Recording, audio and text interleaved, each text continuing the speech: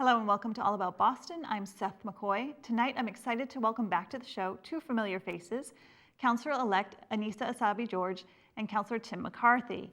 Councilor McCarthy just won re-election, and Councilor-elect George, who unseated Councilor Murphy for one of the four at-large seats, will both be here tonight. I'm very excited about that. But first, we are going to hear from Jared Johnson from the Mayor's office, who is going to talk to us about the Love Your Block initiative. We'll be right back. Stay tuned.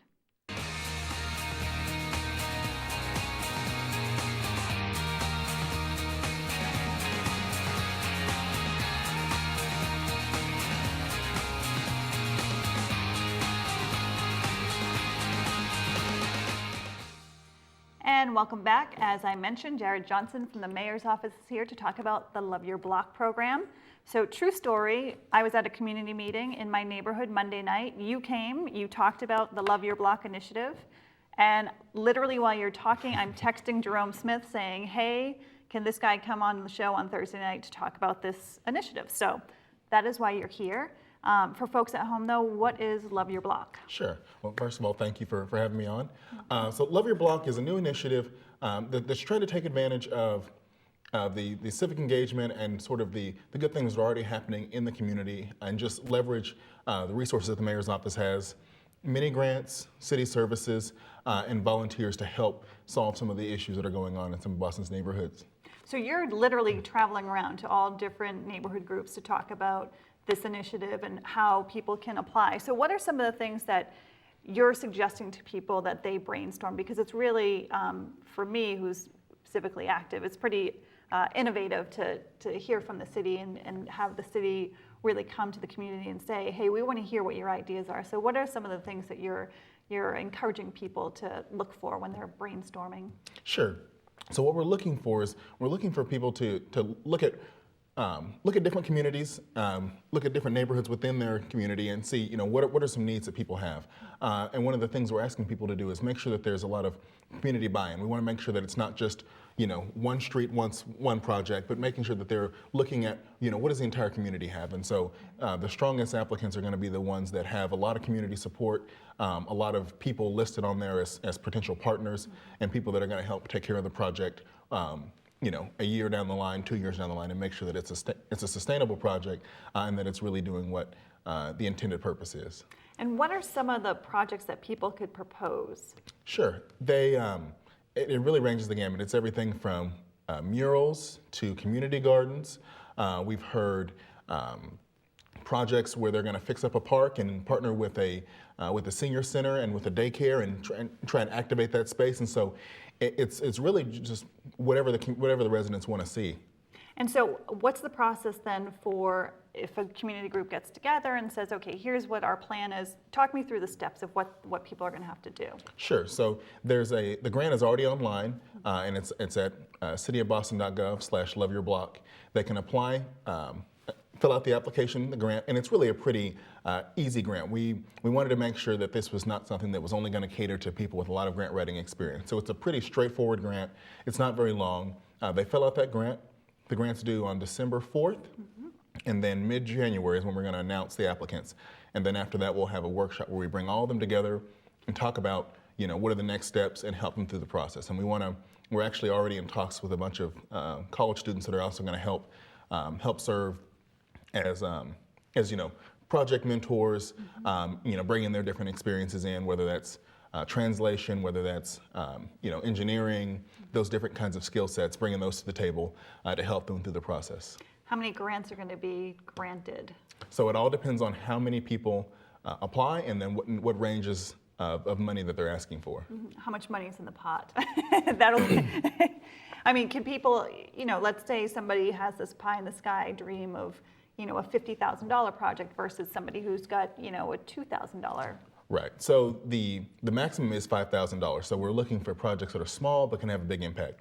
And also what we've told people is, if it's a grand vision to do something that's a big project, you can start small. So you can use this grant as kind of the first step. And so, you can take, okay, what's the small part of this project that we can do for $5,000 or less?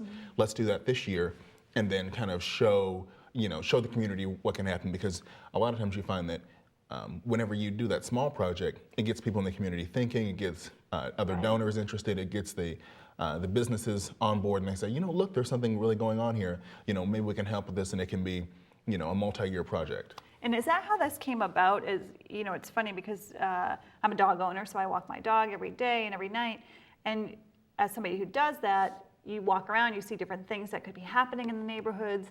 Do you know where the impetus of this came from? Yes. So the partner with the city and with AmeriCorps is Cities of Service, and it's a nonprofit that was started in New York City by former Mayor Bloomberg, and it's all about looking at what other cities are doing all around the U.S. and all around the U.K. and trying to bring the things that work well and bring those back. And so Love Your Block has been piloted in about 10 other cities, and so it's brand new to Boston this year, but it's been happening in Las Vegas, in Richmond, California, in New York City, and so that's where the impetus came from, and it really came from looking at all of the great things that are already happening in communities, and just figuring out, okay, what are the resources that they need? And so it's not the city coming in trying to say, here's what your neighborhood needs, or coming in to save the day. It's us saying, you guys are already here, what do you need? Right, it's empowering the neighborhoods and the people who live there to say, this is what we'd like to see. Absolutely. That's great.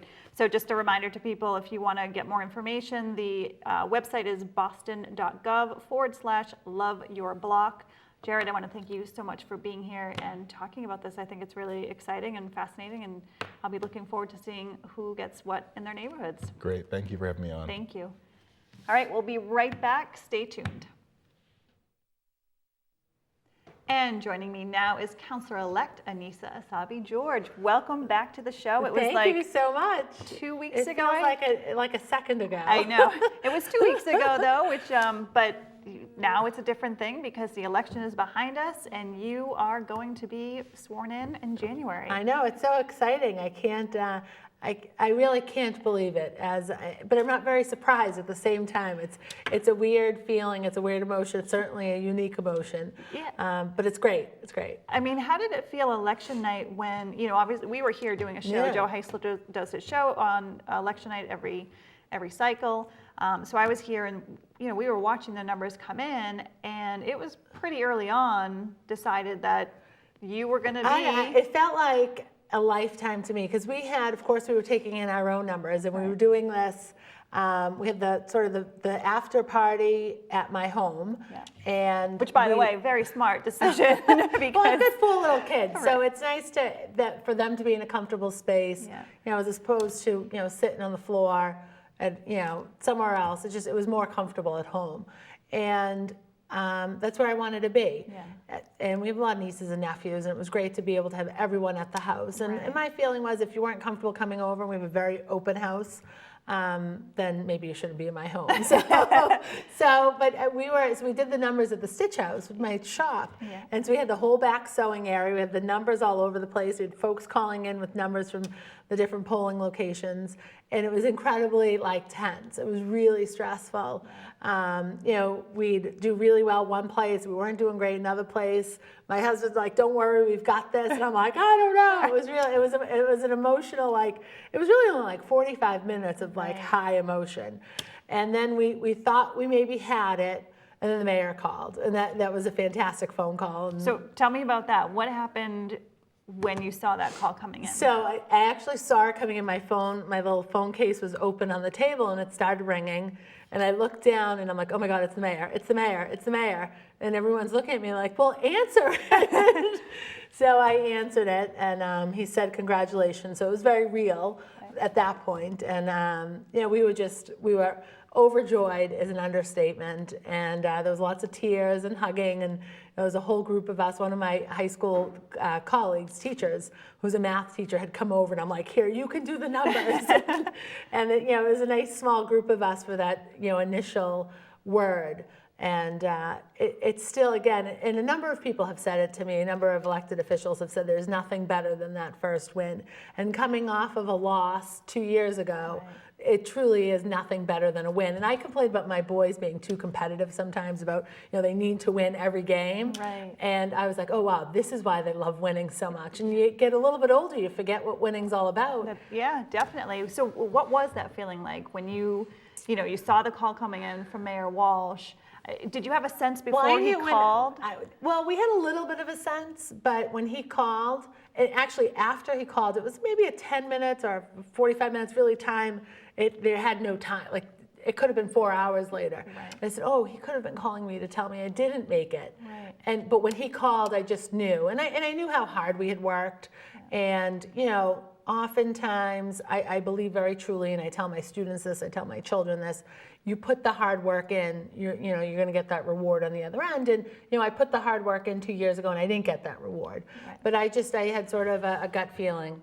But I think you put the work in 2 years ago, and when you lost, you didn't stop working. Right, that's true. And I think that's that's true. the We difference. took a little break. We took a small break, but break. I would see you literally, if I was at an event in East Boston, you were there. Yeah. If I was at an event in, I don't know, West Roxbury, Right. you were there. Yeah. You were all over the place. Yeah. So Yeah. it wasn't, at least to me, it didn't feel like you took a break. Right. Well, I think in 2013, I made some great relationships. I built some really great friendships. And I knew fairly soon after I lost in 2013 that I would run again.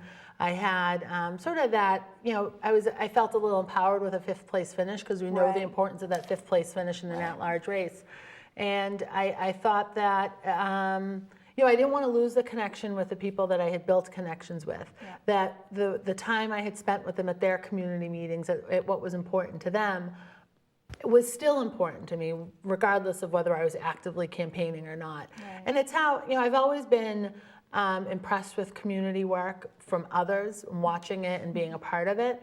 And I wanted to continue being a part of it. And I think now, as an elected official, when I take office in January, again, trying to take a little bit of a time off now, but leading Until into... I send you a text and say, can you come on the show? It's all right. It's all right. No, but what's happened over the last few weeks, or last 2 weeks, I guess, a week and a half, has been, there's a little bit of a lessened demand on me right now. There's a little bit more room for me to say no, Right. to spend some time reconnecting with the family, with the kids, and doing Right. sort of what is most important to me before I gear back up and get truly back to work. Absolutely.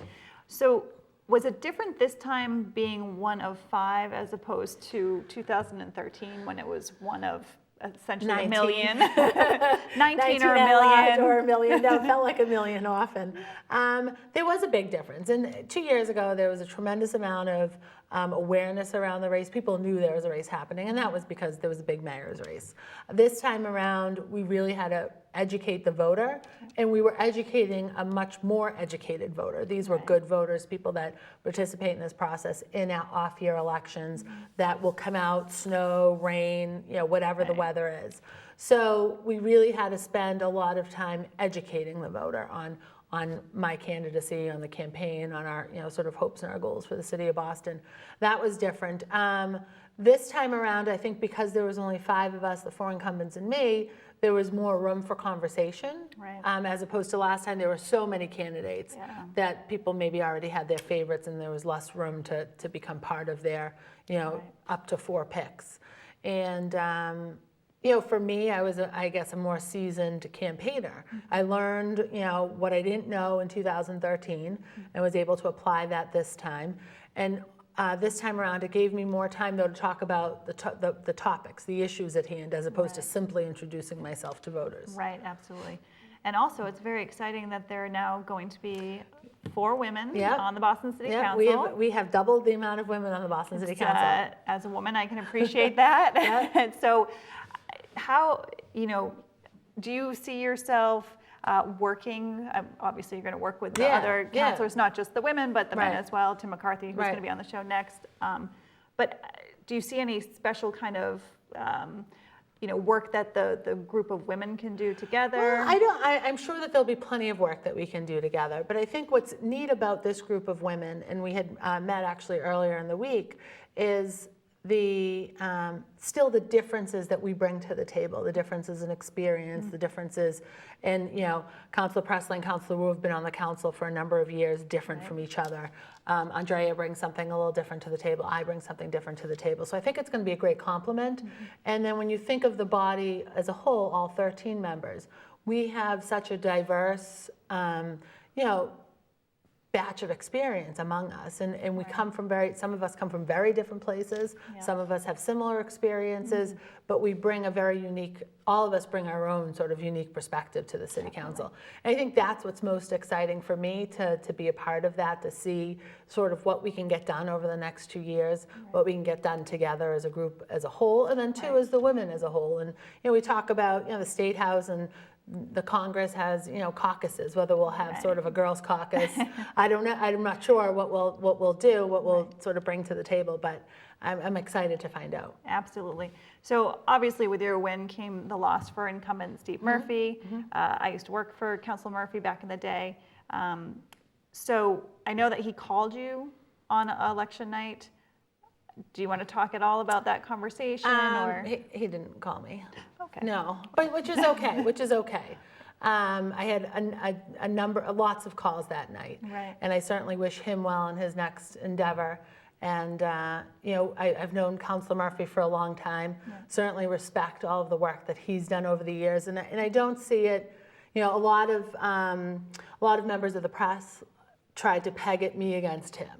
And I feel that the 5 of us were running for 4 seats, and I was lucky enough to be voted in. Yeah, and I think that's the general problem with the media at large, is they look at that race, and and that unfortunately was the case for Steve for many years. It was that whoever else was running against him, where it's 4 seats and you have however many people are running, and whatever happens happens. And I think that the media enjoy, with the exception of you, and took a little sport in pegging me against him. And as opposed to just looking at the 5 candidates running for the 4 seats, what we all brought to the table. And again, I'm excited that I was elected. I can't wait to get to work, and I look forward to doing that in a month and a half. Yeah. So what do you think is going to be one of the first things that you put forth on the floor? I know that I'm going to put you on the spot. I want to do like 10 different things right when I get in there, and I'm going to have to practice pacing myself. That's for sure. You're also going to have to practice your maiden speech too. That's the big... I guess I don't do that right away. I've got some time before that happens. But you'll still have to practice, because that's a big deal. It's a big deal. Well, as a classroom teacher, I feel that it's like the start of a new school year for me. It's and it's exciting, it's new, and there's a lot of work to be done. There's a lot of great things that we can accomplish. But I think a lot of my energy, I'm a high school teacher, so now I guess I'm a former high school teacher. I'm on leave, and that will end, and I'll embark on this new adventure. But I think that a lot of my time will be spent on education issues, in particular the high school piece. My kids are in elementary school, but my professional experience has been in the high school. And I look forward to working with the mayor on his high school redesign initiative. That's been something I've watched pretty closely and attended a lot of those sessions. Also for me as a small business owner is the economic development piece, job creation, job stabilization, especially in our small business districts across the city. And then public safety. I think that we need to make sure as a city that we're working on reducing violent crime for sure across the city. And in my own neighborhood, we've had a number of sexual assaults against women and attempted assaults against women in the last few weeks. Incredibly important to me as a woman, as the older sister to 2 younger sisters in our neighborhood. But across the city, we've got concerns of violent crime. We also have small crime and home breaks and car breaks and all of those smaller crimes, which can eventually lead to bigger crimes. We need to make sure that we're dealing with the that. broken window theory. And I sat at my community meeting on Monday night, and on the piece of paper, as I was listening to Jerry Smart talk about the police reports that came in for the last month, I literally wrote, need to get back to community policing, because that's really, in my opinion, how things should be done. And I'm a former civic association president, and that's where my roots are. That's where I feel sort of most comfortable, most at home. And community policing is a big part of that. And I look forward to working with Commissioner Evans and having some great conversations about sort of my experiences, where I've come from, and how I can be helpful to get back to some great community policing that's happening across the city. We just need to make sure that it continues in a great way. Absolutely. So most of the city councilors, and of course the mayor, all live in Dorchester. Most of them? It seems that way. I mean, Tito's sort of on the the line, but I feel like there's a large group of city elected officials Well, in Dorchester. I'm very proud of being born and raised in Dorchester, married to someone born and raised in Dorchester, raising our kids in Dorchester. But as an at-large city councilor, it's so important that I maintain my focus on the entire city. I've got a special relationship with East Boston. I've spent a lot of time in East E. Yeah, the precinct out in East Boston where 2 votes were cast. One for you and no one. kidding. Yeah, I think that was in the paper for today. One thing I haven't done is I haven't looked at numbers. I've sort of just been like, I'm just going to enjoy winning, and then I'm going to get to the analysis at some point. Ward 1, Precinct 15. Oh, no 2 kidding. votes, 1 for you, the other one for Ayanna. No kidding. Well, I'm in great company. And, oh, that's funny. I'm going to go back and look, and maybe I can track down those voters. Yeah. But as an at-large councilor, it's important for me not to just focus on my neighborhood of Dorchester and, like I said, in East Boston, where I've spent a lot of my time, but the city as a whole. Because there's, we've got so many neighborhoods in the city, and I think technically it's 13, but within each neighborhood there are, micro neighborhoods that really want their own special attention. And as an at-large councilor, it's my job, my duty to do that. That's great. Also, I should point out that we did not coordinate our outfits tonight, although people at home might be thinking that. And it's a nice balance. It is a nice balance. I have the coral on the outside, you have it on the inside. And I heard, you told me that Councilor McCarthy actually is wearing perhaps orange socks. You'll have to check them out when he gets in here. So we have a whole theme going here. Yeah, I've gotten away. I've overloaded on the pink over the course of the campaign, and I was done with the suit too, so I hope you don't mind. I didn't wear a suit this evening. Not at all. We're sporting our Thanksgiving colors. We are. A couple weeks early, so that's Can't good. wait. So you have a little break. I hope you're going to take some nice time to do some R&R, maybe outside the city, maybe not. But well, it's hard to get outside the city with 4 kids. They've got school, they've got hockey, just they've leave them got at soccer. home with some water and crackers. We actually went yesterday. We left the state for the holiday. We drove down to New York City and went to the 9/11 memorial, and it's been difficult to get away during a campaign season, and for Veterans Day, we thought it would be a nice day trip with just the family, just my husband and the kids. That's great. And spend some, a reflective day talking about the loss that we had in 9/11, but then also seeing sort of the rebirth of that World Trade Center plaza, and we went up to beautiful. the new They did a beautiful One job. World Tower, which was beautiful and magnificent. But it's my oldest boy can't stand New York, so him and I were like, together, let's get back home. So we're Red Sox fans, and we went by a Yankees shop, and the kids were like, boo, in the window. They had great fun at that. And those are the moments that I cherish and look forward to having more of those, especially over the next 6 weeks as we head into Thanksgiving and then the Christmas holidays. Definitely. And then we'll get ready to get to work. I know, it's very exciting. So congratulations Thank again. you so much. Thank you Thank for you. being on the show. And of course, we're going to have you back after you've settled into your new role. So we look forward to that. I look forward to it too. Thank you, Seth. You're welcome. And we will be right back with City Councilor Tim McCarthy. Stay tuned. And joining me now is my favorite city councilor, because we go back so long, Tim McCarthy, District 5. Welcome to the show. I don't want to, disparage my local district city councilor, Tito Jackson, whom I also love, but you and I go back, a million years when we were toddlers, basically, working for Mayor Menino, and now, it's been so awesome to see you progress in your career. Thank you. Obviously, you just won re-election, so super happy about that. Congratulations. Thank you. How do you feel?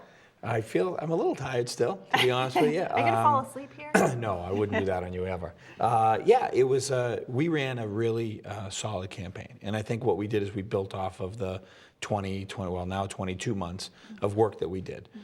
We hit the ground running like I promised. And we started talking about when we first were running, and there was 8 candidates in, we started talking about experience, and experience counts. And you and I both were in neighborhood services.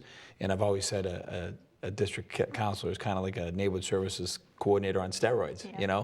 We've got the office and the bully pulpit, but we really, the reason why I love this job so much is we really are where the rubber meets the road. Right. If you call a congressman and you call someone, you're probably going to get an aide. If you call my office and you want to talk to me, you're going to talk to me. Sometimes you can just, if you want a pothole filled or something like that, that's an easy one. But if you want to have a discussion, we're good to go. And and I did that for the first 2 years, and I'm going to continue to do it. But I think we built the campaign on that, and we got a great response. I was really happy. Not only can you call you in your office, but I'm sure people get you in the neighborhoods, but you can also tweet at you. So Yep. there are many different ways for people to interact with you. Yeah, it's funny, you know, I've had this conversation with past District 5 city councilors, and Robbie Consalvo is a dear friend of mine, and so is Danny Conley, and of course the first District 5 city councilor was our former boss, Tom Menino. And you know, I've spoken to them about it, and they said, you know, I don't know if I'd want that job now, because people do, you know, while I was waiting, and Annissa was on, there was a couple of Facebook little exchanges, hey, what's going on with this, hey, you know, whatever. Right. And but it's important to get back to people and make sure that they know you're involved, and most people will get an email back from me 10:30, 11 o'clock at night, and they're like, Right. and they get that, oh my God, what are you doing at 11 Yeah, o'clock at night? yeah. And of course my wife's like, what are you doing at 11 o'clock at night? But it's what I enjoy it. That's what I Yeah. like to do. Yeah. You had a great campaign staff, mainly because your family was so engaged. I mean, Yeah. you know, I saw on Facebook all these pictures of you and Mo and the kids just Right. all the time. And also, by the way, huge groups of people at your standouts. So how important was it for you to involve your family and to know that no matter what, they were going to be there for you? Sure, it was a huge family decision. When I worked in public works, you know, it was a great position. I enjoyed what I was doing. It was a little more lucrative, to be honest with you. And it was a family decision. But I think, you know, you and I know 15 years ago, you and I had this conversation that, you know, if the time ever came, it would be a great opportunity for you or for me if it ever came. And the opportunity was there. And when Robbie Consalvo called me on a Tuesday and said, hey, Thursday I'm announcing, so you got a 2-day head start. Yeah. You know, we had dinner with the family and we talked about it. And I said, this is what it's going to entail. It's going to entail knocking a lot of doors and helping me out, and it's going to be a sacrifice for you as well as for me. And everybody was on board. So it was, you know, it's funny, and I think I told you this before. It was a great team builder with myself and my boys in particular, because I have great relationship with my sons anyway. I've coached them. I played, you know, sports with them. You know, we ski together. We do a lot of things together. But this is the first time we were really on the same team. Right. So it was a different, you know, a different relationship that we created over the last 2 years. And this time, you know, it was great, because when we started the campaign and started knocking doors again, you know, they'd come down and they've had their McCarthy polo shirts on or their McCarthy t-shirts, and they're like, where are we knocking today? You know, Right. and they know they know what lid are we going to drop? And when you hear a 15-year-old say, what lid are you going to drop? You're like, Right. oh yeah, you know, you're a political junkie. Did they ever give you any campaign advice, like, oh, you need to do this, or you should go to You this know, thing? it's funny. I get tie advice once in a while. You know, I get sock advice. You by guys- the way, orange socks. Orange socks, matching, yeah. I try to my keep sweater. I try to keep a good sock game as much as Yeah. possible, you know. But yeah, you know, once in a while I do. It's funny. I've always wanted them to introduce me at one of my fundraisers or one of my events, and so far no good. And they're both at Catholic Memorial High School, and they both do forensics, and they do, you know, public speaking. That's part of this mandatory in the curriculum. And no, I can't get them to bite. I thought I was Really? going to get Garrett this year. I thought he was leaning towards the, you know, to give the big intro, but they all bail out on me. They So get too nervous, the big yeah, crowds. you and- know, it's kind of, you know, it's not their thing. But it's a lot of fun being with them and being so supportive of them. And, you know, they're doing great themselves. My oldest one just committed to Wentworth. Nice. Yeah. He'll be in my neighborhood, essentially. Yeah, so he's gonna play Is he going to lac- live on campus? He's Do gonna, they have campus house? yeah, oh yeah. So he's committed to play lacrosse. So he's Nice. going to go over there. This is his senior year, so next year he'll be over there. So we're very proud of him. And then my youngest guy is going to be he'll be 16 in January. Yeah. so You know, crazy. Dolan's going to be 18 next week. Be quiet. So it's That's not possible since no, I'm Since you're 25. 25 again. Yes. Yeah. So yeah, they're getting, you know, and they're both playing sports, and academically they're doing well, and Maureen's doing well. So yeah, we're chugging right along. Yeah. So what's the thing, just I want to look past in the last 2 years, what's the thing you're most proud of to point at as an accomplishment? And then what are you looking forward to doing in the next 2 years? Sure. I think it's something that I can completely point to is the Parental Leave Act that Michelle Wu and I put together. You know, as a dad of 2 boys and somebody who has a big family and has babysitted since I was 10, you know, I'm kind of a Pied Piper of babies as it is. And, you know, the thought of giving somebody the opportunity to bond with their child for the 6 weeks, you know, it's really overwhelming. And, you know, that program that Michelle and I put together, you know, it's not for like the executives, you know, this is for the people who are laying bricks and who are changing barrels and who really don't have the time built up or the opportunity to take extended amount of time, you know, men or women, and it's just, I'm really proud of it. And I love the fact that, you know, Maura Healy jumped on board and she put something together, and everybody's trying, you know, and it's starting to spread throughout the city. So, you know, I know, well, your city councilor, Tito Jackson, always says, you know, Boston likes to be first. We don't like to be last. We like to lead. Right. And you know what? And in this case, again, he's right on the target. So we're leading on that. And it's only, you know, a little over 1,000 people right now in the city of Boston, and it's probably going to be a bargaining. You know, it'll have to be collectively bargained. But the reality is, and I've said to all of the unions who have supported me through the you know, the last couple of years, I hope it's not really a chip. This is more of a social justice issue more than a chip and a bargaining unit. So, you know, I hope they take my words to heart, and we go forward from there. I would hope so. Yeah. And what do you think you're going to kick off the new term with? Anything on your mind that you want to focus on? Well, the irony is I have good news already. About 4 or 5 months ago, we had a hearing, and we brought the FAA and Massport in because they've made some changes in the airport, and they're flying over Roxbury. I know, 5:40 every morning. I hear it. Yeah. When and as they start to climb, they bank hard over Rosendale and High Park, and the noise has been unbelievable. And I get the tweets all the time, 5 a.m. and guess who's up? You know, my baby's up, my dog's barking. So, you know, I have no jurisdiction over Massport or the FAA, and I you know, but I brought them in anyway, and the FAA told me to pound sand. They weren't going to come to the hearing, but the Massport did, and they did a very nice job of their presentation. But I collected all that data, and I sought out my congressman, Congressman Capuano. We had he's one of the best. So we sat down, and I gave him all the information we had from the hearings, and he's on the Transportation Committee, and one of the people who head the Transportation Committee is Congressman Lynch. And Congressman Lynch announced today that on December 3rd at Milton High School, because Milton also is, you know, right there, and they've been taking a beating with the noise as well. At Milton High School on December 3rd, they're going to have a community meeting with the FAA. So, you know, I felt like my little giddy up and goose got them going. So. Yeah, and I will say that my listserv in my neighborhood, they actually sent out that information today because, as you mentioned, Roxbury is the first neighborhood that they're passing by. Yeah, and you know, and it's funny because, you know, at the hearing, I read a bunch of things that I had prepared, and one of them was a thing from a blog or something from Hingham, and it was, you know, thank you for not sending the planes over our neighborhood anymore. And I'm like, wait a minute.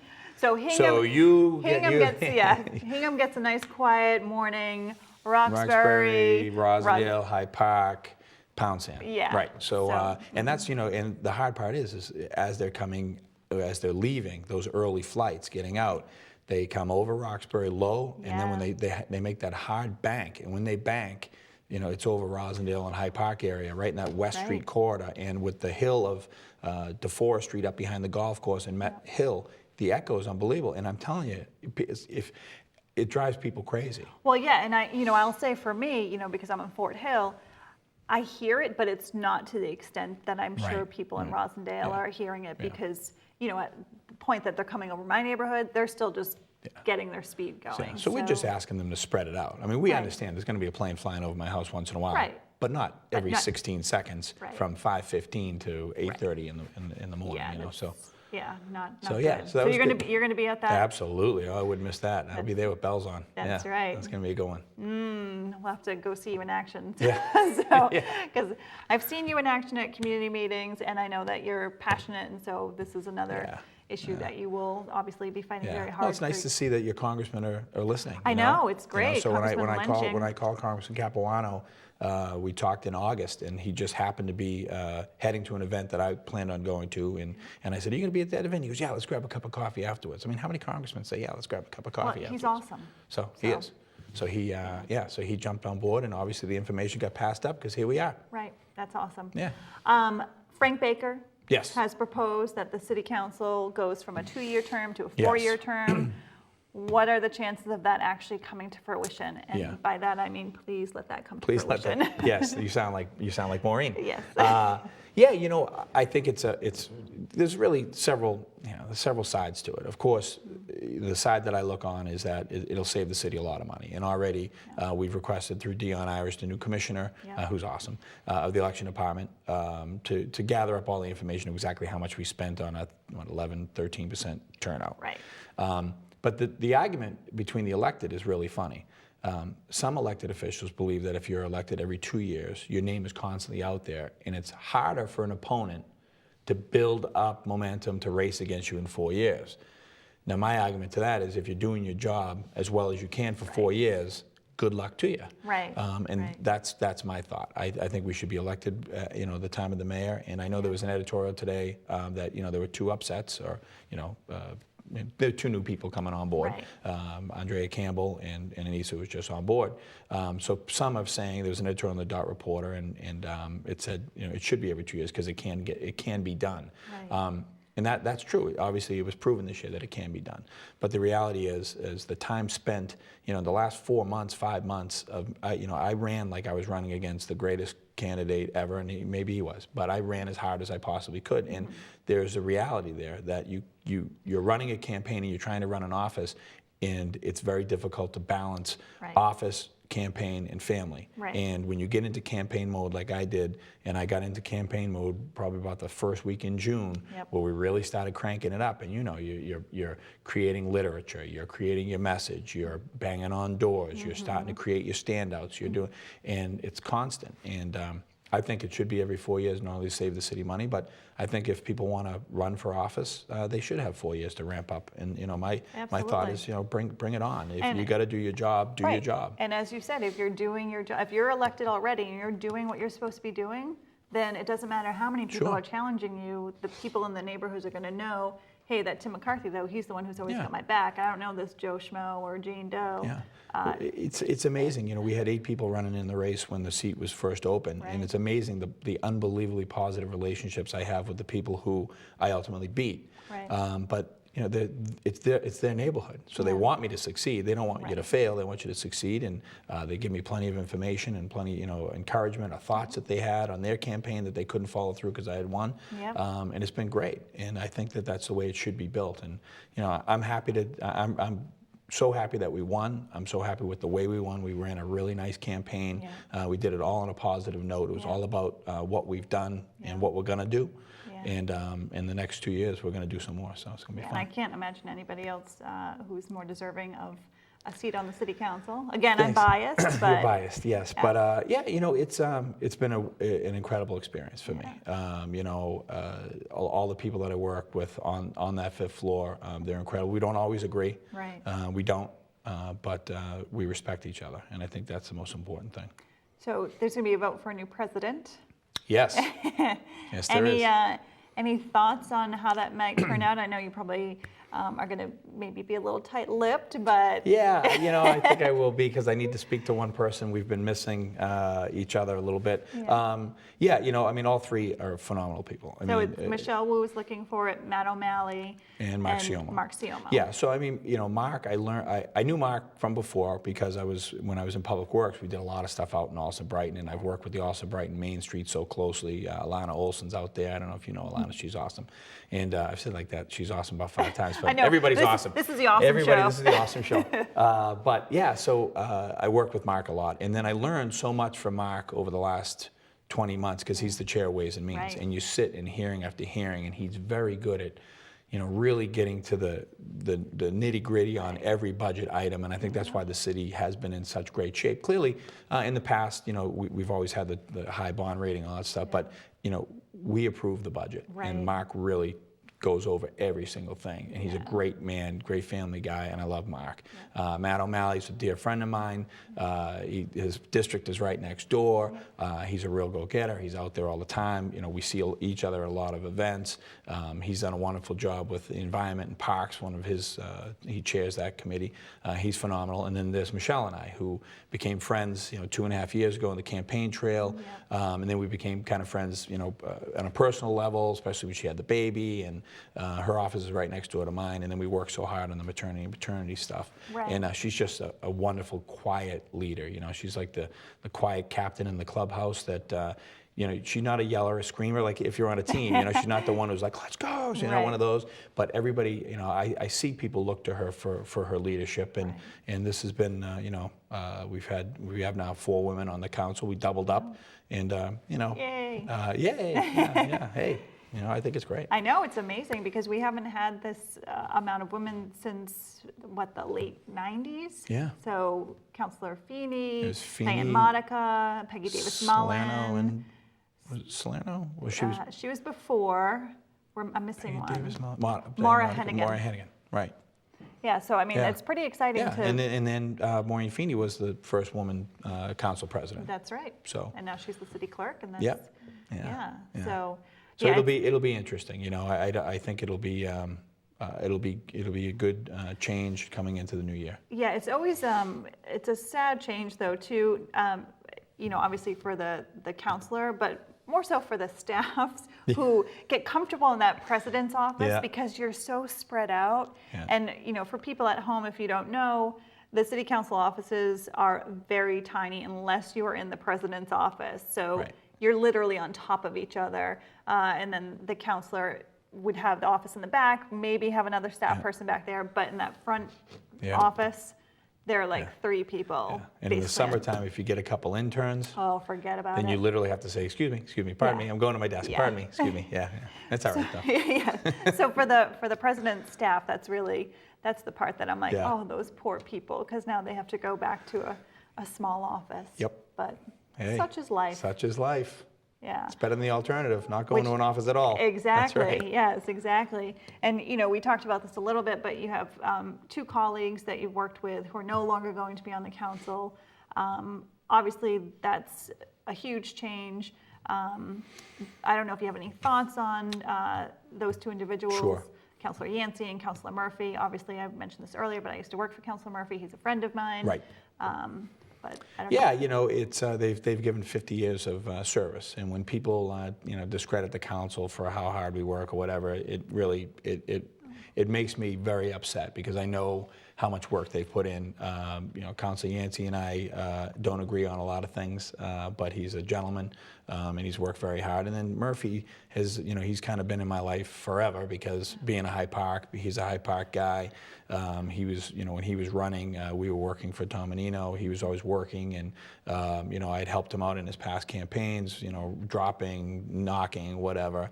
And Murph is he's a very scholarly gentleman. He's a very smart man, Yeah. and he taught me a lot as far as the procedures and how to handle yourself, the rules. He's the guy who knows the rules better than anybody. Oh, he and I does. can't tell you how many times he's leaned over in a council hearing and said, "You can't do that. Rule 32, blah blah blah blah blah." He Yep. goes on and on and on. And he was a really good guy, and I wish them both the best. And that's and for not sure. just the rules, but Steve also knows the budget. I mean, you mentioned Mark Siomo knows the budget Yep. inside and out. Yep. Steve Murphy also knows the city budget, probably, and I'll even say this, better than Mark Siomo. Sure, I and think that probably better than Mark the was budget probably office. under his wing for a Yeah. long time on that Yeah. when he became Ways and Means Chair. But I learned a lot from Murph, and he and I are great friends in the office and now and outside the office, and he and Bridget will do fine. I Absolutely. wish the best for both of them. They'll do fine. Absolutely. So Thanksgiving is about 2 weeks away. Yes. What's on the agenda for Thanksgiving? Well, my Catholic Memorial Knights will be playing the Boston College Eagles. Oh, The Mike Flaherty Boston College Eagles Uh-oh. at Fenway Park on Wednesday night before Thanksgiving. you can do a gentleman's wager. there might be a little something going on. Yeah, we're gonna have to figure that out. And So so we I beat them think- already once this season, so I'm looking for a twofer. Can I make a suggestion? I'm going to say that you should say to Councilor Flaherty that your team is going to beat the BC Eagles, Mm-hmm. and when they do, that he's got to get you some FOMO ice cream. Here we go again. How did you mix that into it? It's a natural All right. thing. I'm All able right. to like spin the FOMO into anything that I Is want. that carb free? Of course. Is it really? No. Are you on a no carb thing right now? I'm trying. I got back to the gym on Monday. I didn't go to the gym for 8 weeks during this camp. I mean, I was running steps, but Right. yeah, What's it's not easy anymore. I mean, at Being 25 and everything, it's, yeah, I know. things don't hold together the way they used to. No, but you should try the FOMO anyway. All right. Nobody knows. And what then you can have the FOMO, and then you can go to the gym. And what do you do? Do you run? Do you do No more running. I've had too many knee surgeries. I fell in love with the rowing machine. Really? Yeah. Put the headset on, do 5,000 meters, and then you go lift. It's great. Who's your go-to music? Bon Jovi? That's your go-to music. No, it's not my go-to music. I listen to everything, but no. I mean, Bon Jovi might be on my Pandora. It might pop up, but I don't go to Bon Jovi. You and Bill Belichick, that's up to you guys. That's right. That's right. when Bill and I hang out, we just rock out to Bon Jovi. Bon Jovi. Why wouldn't you? Exactly. Why wouldn't you? All right. Well, thank you so much for being here. Thanks for having me. Of course, Anytime. I know. You'll be on all the time anyway. I hope so.